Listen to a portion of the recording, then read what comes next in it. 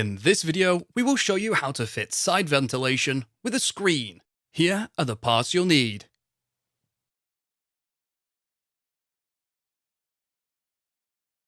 Timber side rails are 47mm by 75mm, commonly known as 3x2, and supplied in lengths of 1.6 meters, 1.8 meters, 2.4 meters, and 3.2 meters long. The side rail is fitted 75 centimeters above the base rail from the doorpost to the corner, down the length, and returns to the opposite doorpost. It is fitted using the same method as fitting the base rail with corner and intermediate clamps. To get started, measure from the top of the base rail up the hoop and make a mark at 75 centimeters. Fit a corner clamp to the corner hoop. To assemble the corner clamp, place a U-bolt around the corner hoop with the threads pointing towards the inside of the polytunnel. Place the tube pressing and then corner clamp onto the threads, ensuring the corner clamp wings are positioned as shown, loosely secure in place. Locate a 3.2 meter length of timber and position it down the length of your polytunnel so that one end is flush with the end of your polytunnel. Ensuring the wing of your corner clamp is in the center of the timber and that the timber is on the outside of the corner clamp wing. Make a mark through the hole of the corner clamp wing. Drill a hole through the mark using a 9mm timber drill bit.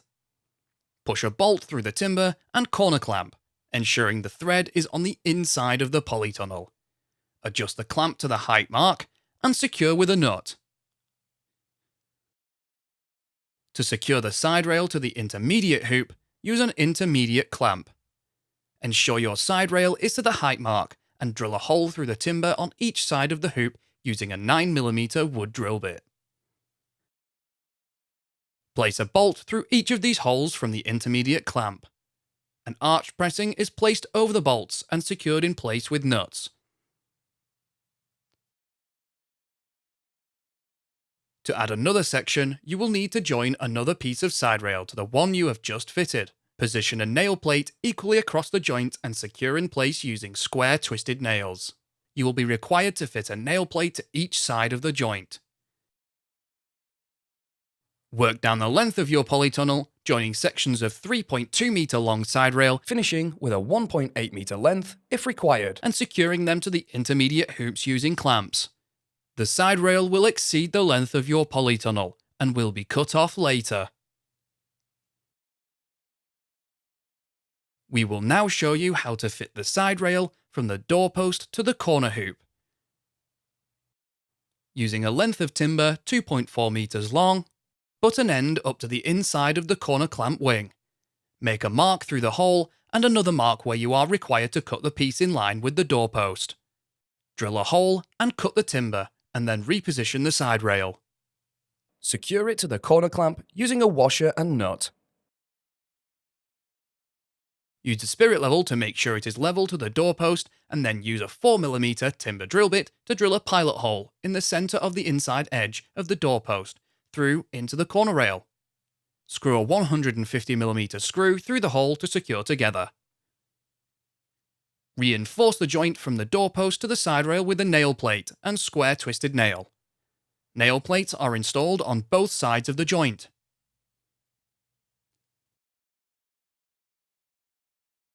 Fit the side rail from the doorpost to the corner on the opposite end of the polytunnel using the same method. Cut off the excess flush with the end of the polytunnel. Now we will install the side ventilation and screen. Ventilation screens cannot operate around corners, and as a consequence, the ends underneath the corner side rail of the polytunnel adjacent to the doors will be fitted with polythene panels. To get started, we will fit the polythene screen down the length of your polytunnel. From the end of the side rail on the length, measure in 20 centimeters and 40 centimeters. Repeat this at the opposite end.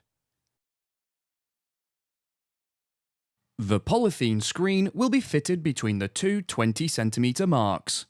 Roll out the polythene screen down the length and position it so one end is on the 20cm mark. Ensure the polythene screen is flush with the top of the side rail and secure it using staples until you reach the 20cm mark at the opposite end. Once you have reached the other end, use a piece of timber to cut the polythene screen to size. Use a straight edge to ensure you get a vertical cut. We will now fit the corner polythene panels to each end. Roll out the polythene panel and position it so one end is on the end of the 40cm mark and around the corner, leaving it to overhang the doorpost. Ensure the top edge is flush with the top of the side rail and staple the polythene panel to the side rail. Repeat on the opposite end. The ventilation netting can now be fitted. Staple the side ventilation net flush to the top of the side rail. Ensure the side ventilation net comes beyond each end hoop. If you have ordered timber side ventilation and screen for both sides of your polytunnel, repeat this process on the opposite side. The next part of the process for installing side ventilation is done once you have fitted your polytunnel cover.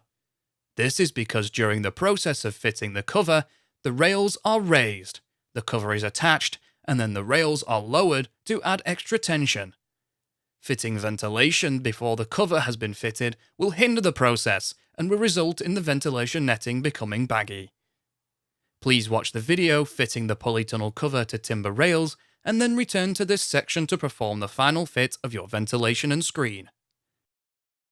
A timber post 47mm by 75mm and 1.6 meters long should be cut to fit between the base rail and the side rail.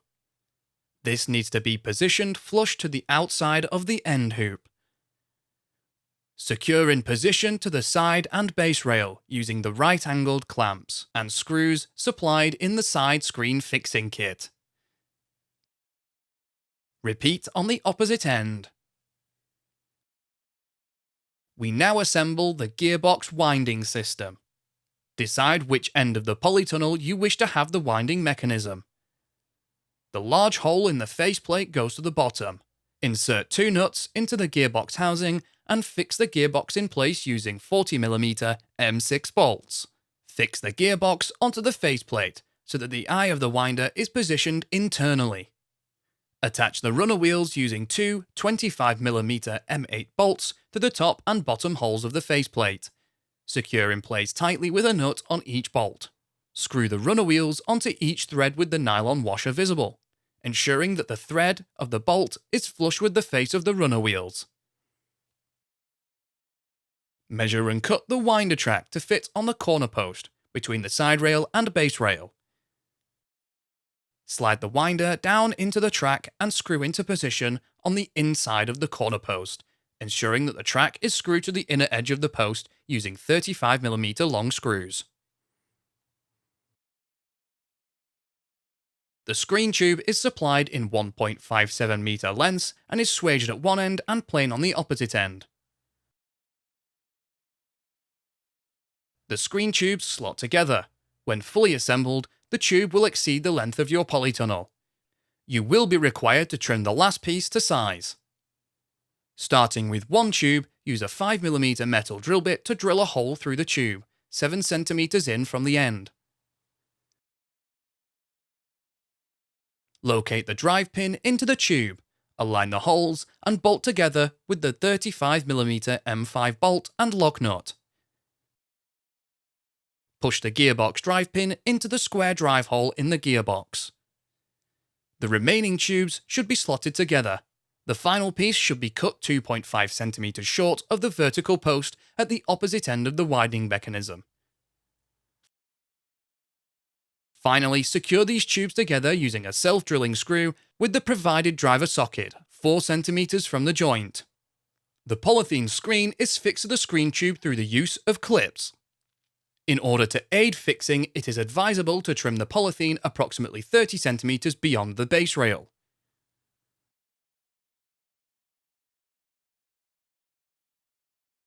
Working from the gear winder end, roll the polythene screen under and around the blind tube.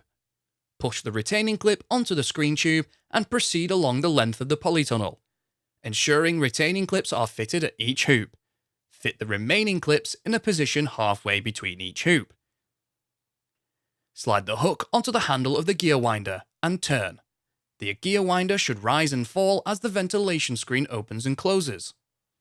If the screen tube needs adjusting, this can be achieved by wrapping more or less polythene around it. With the screen now operational, you can now fix the ventilation net and corner polythene panels to the vertical post, door frame post, and base rail. First, a batten will need to be fitted to the two timber posts between the base rail and side rail on the outer face. This batten ensures the winding mechanism does not damage the ventilation netting. From the outside of the polytunnel, lift up the polythene panel and ventilation netting as high as possible. From this point, measure and cut a piece of batten to fit onto the post. It is not required to be the full height. Position this piece on the inner edge of the post. Use a spare piece of batten as a spacer and position them so the spacer is flush with the outside edge of the timber post, and then fix the batten into place with nails. Repeat on the timber post on the opposite end. To aid fitting the corner panel around the corner, cut the corner panel parallel with the length of the polytunnel.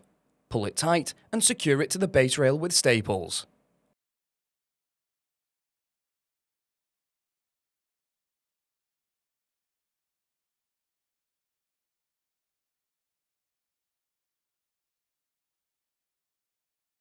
We will now secure the ventilation net to the base rail first. The ventilation netting is secured to the base rail using battens. To speed up the process, we recommend pre-nailing a number of battens. Nails should be 20 cm apart and should not protrude.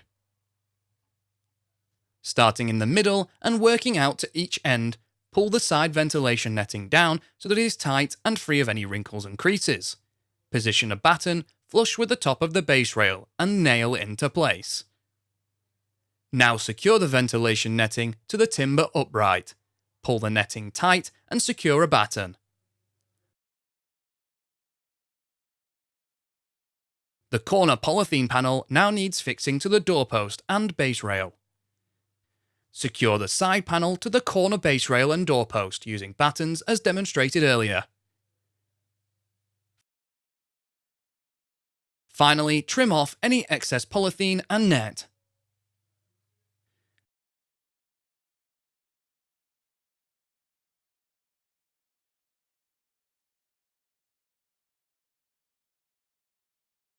Repeat this second step on the opposite side of your polytunnel if you have side ventilation with a screen on both sides.